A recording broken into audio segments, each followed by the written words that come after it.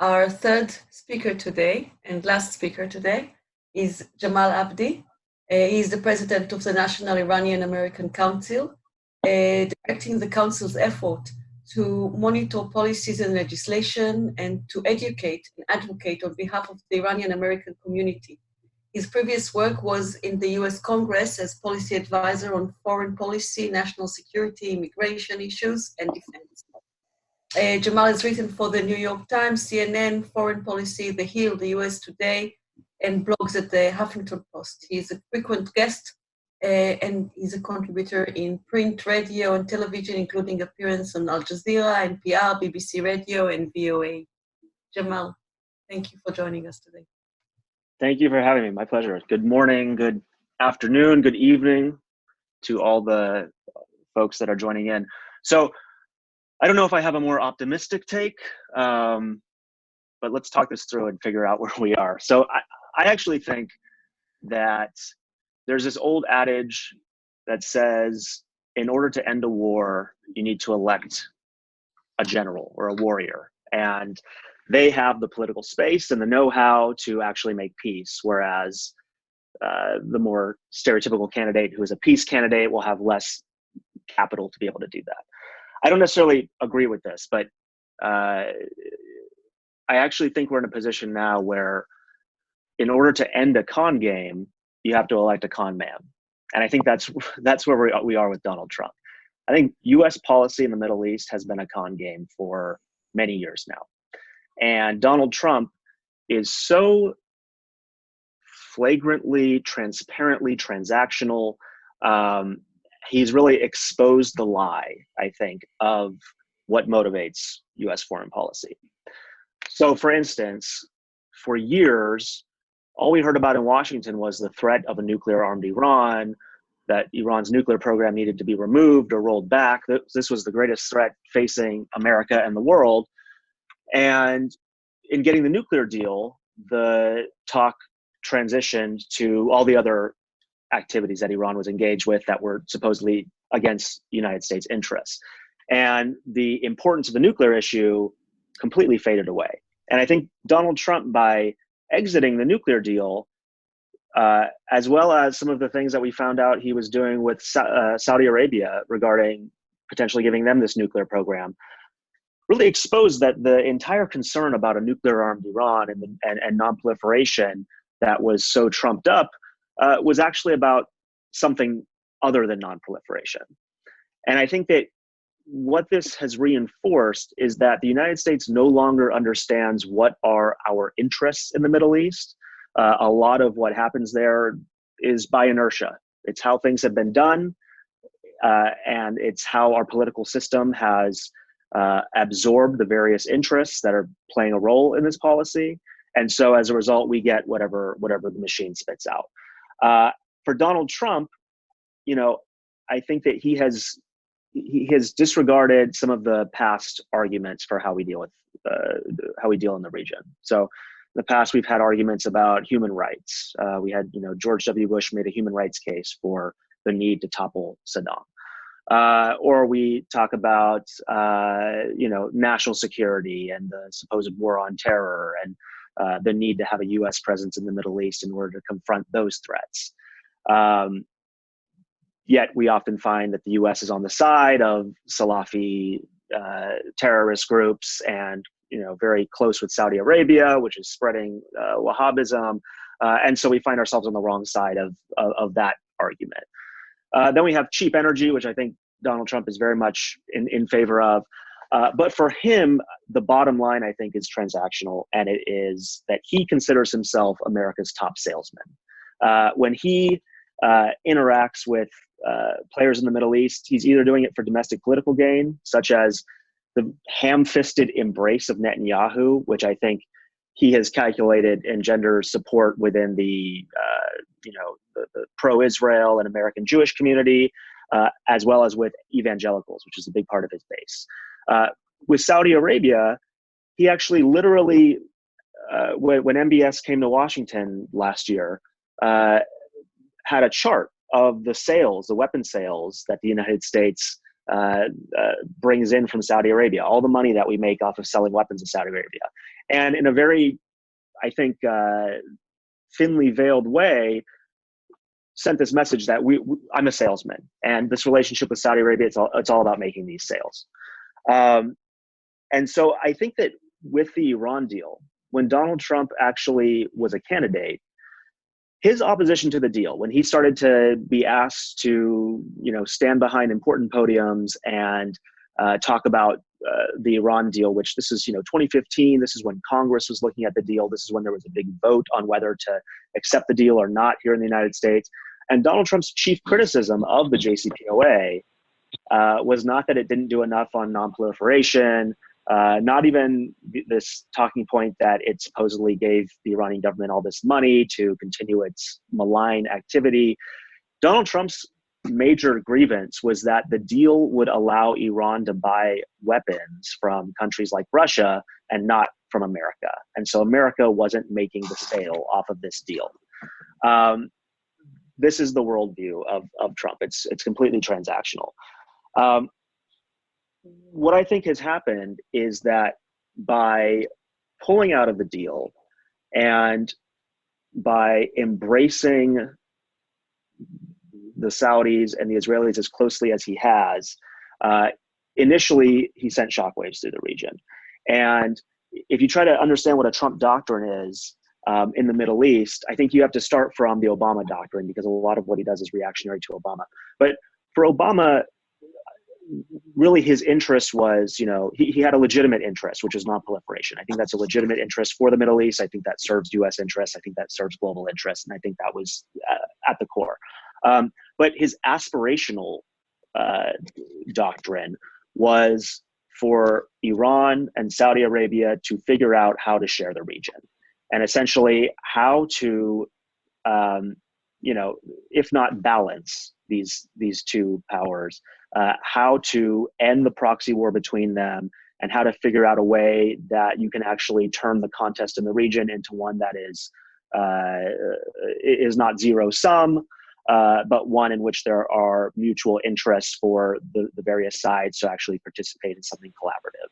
And what I think really motivated Obama on this was non-proliferation on one side, but also extricating the United States from this region in which so much has been invested, so many resources, these wars that have been fought, and with little understanding of what is the actual interest that the United States is securing by making these investments.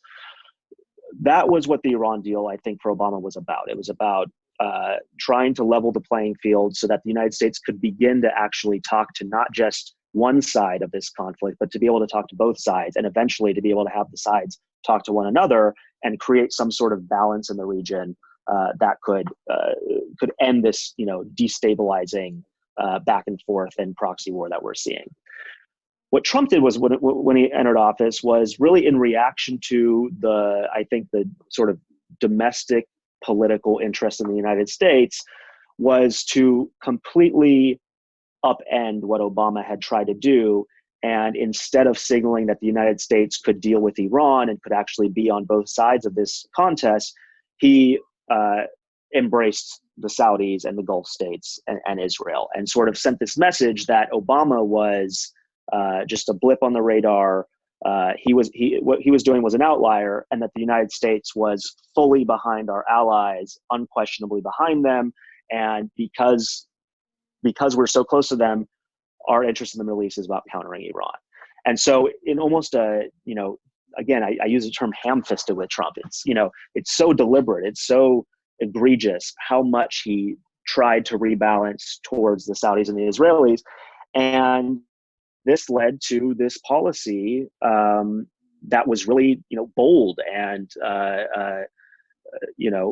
impactful, I think, for not in a good way, but withdrawing from the Iran deal. Nobody expected, if a Republican president got elected, nobody expected that they were actually literally going to tear up the deal, even though these promises were made on the campaign stages.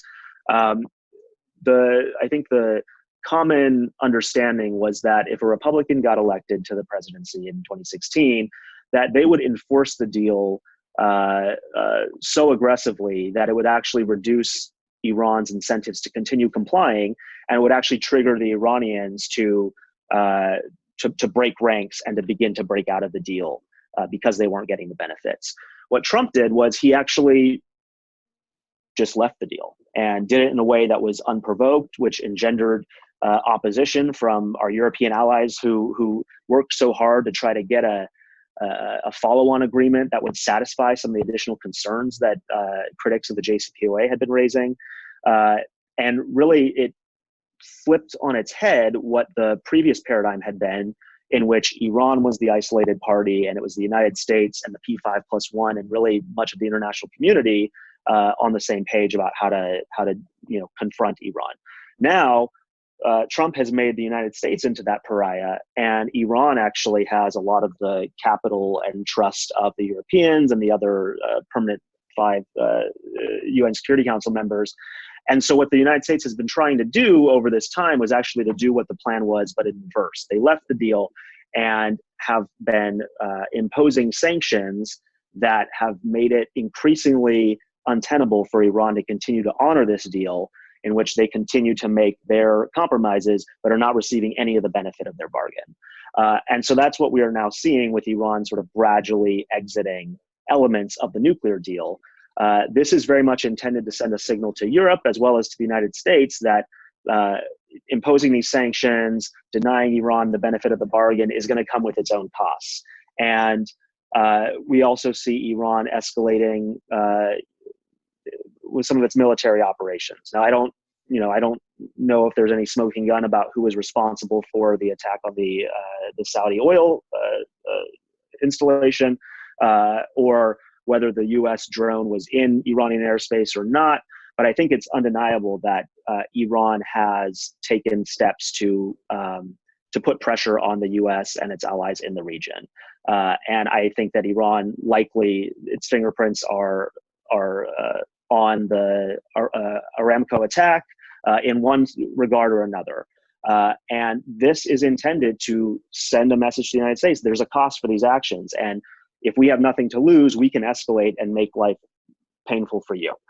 The Trump administration's response to this, so they put this bold policy forward. They pulled out of the deal. They're doing these big sweeping things in the region. When finally tested, when after the drone was downed or after the Aramco attack, Donald Trump blinked. A lot of his advisors hoped that this would then be the spark that brought the United States into a military confrontation with Iran. And people like John Bolton, who had been calling for this military confrontation for years, were chomping at the bit to move on with this next step and actually trigger this military engagement.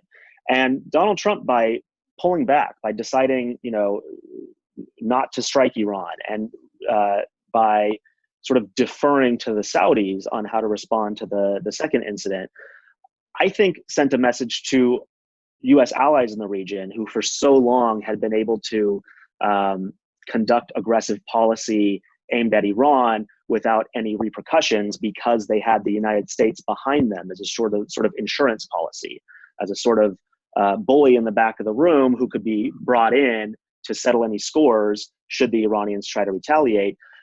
Trump has exposed that lie, exposed that as a bluff. And I think that has put pressure, as destabilizing as I think Trump has been in the region, by pulling back on this sort of military action, I think that has actually put pressure on the Saudis, the Emiratis, to begin to pursue more pragmatic approaches. And so that's why you start to see the Emiratis open up dialogue with Iran about safety of navigation and pulling back in Yemen. And now there are murmurs from the Saudis that they are looking at diplomatic engagement with Iran. And I think what that does is it removes the most destabilizing element of the Middle East, which was the United States putting its hand on the scale on behalf of our Persian Gulf allies. And by taking our hand off, it has forced a more pragmatic reckoning of how to actually address these challenges. I think with that being said, it's an extremely risky approach, and it's also an accidental approach. So we shouldn't give too much credit to Donald Trump. The question now is, okay, how do you extricate the United States from this mess they've made with the Iran deal? How do you ensure that by the next election in 2020, Iran hasn't fully broken out of the JCPOA And we're back in a situation where Iran is, within a month of having the ability to break out and develop nuclear weapons if it so chose. And there are many indications that there's an opportunity for the U.S. and Iran to actually come back to the table and figure out a way to cobble this thing back together.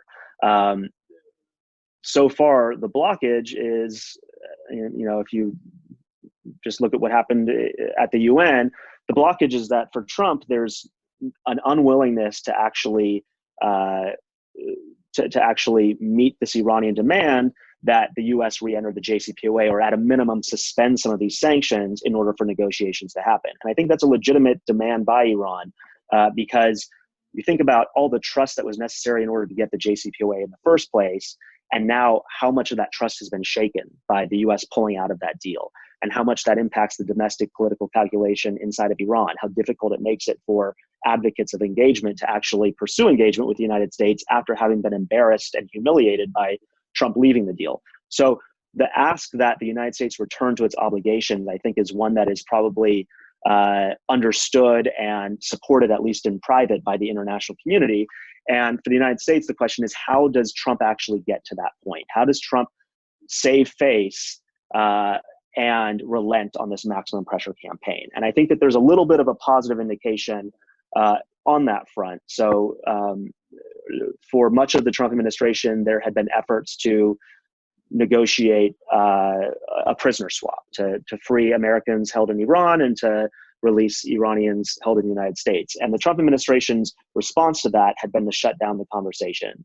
And what they said was, we are engaged in a maximum pressure policy. That is an all or nothing policy. And any relenting, any pulling back, even if it's a matter of a humanitarian channel to facilitate a prisoner swap, that is counter to maximum pressure. And so we will not engage in those conversations. Now, with the shuffling of the Trump administration, with, I think, the realization that maximum pressure, as dire as it may make the situation inside of Iran, economically, humanitarian, otherwise, that's not going to lead to what I think some inside and outside the Trump administration thought was going to happen, which was that the populace was going to rise up and either put so much pressure on the Iranian government that they were going to relent and completely bend over for the United States, or that the regime would become completely destabilized. And I think that that fantasy is now something that is recognized as being just that, and it's not going to happen. So now the administration is trying to grapple with, okay, we have maximum pressure here, it's not working, and we're seeing rising escalations and counter pressure from Iran, and Iran may fully break out of the JCPOA within the next year. How do we actually fix this thing? And so I think what happens in the next few weeks and months is going to be really important. I think for us, it's a matter of figuring out, okay, how do you get the United States to come back to the table to honor its JCPOA obligations? And then what do you do next? How do you actually build the confidence to bring us back to where we were, where the JCPOA is sort of the floor, and there's opportunities for further engagement and potentially even engagement with other players in the region on how do you stabilize the region and address legitimate goals like non-proliferation.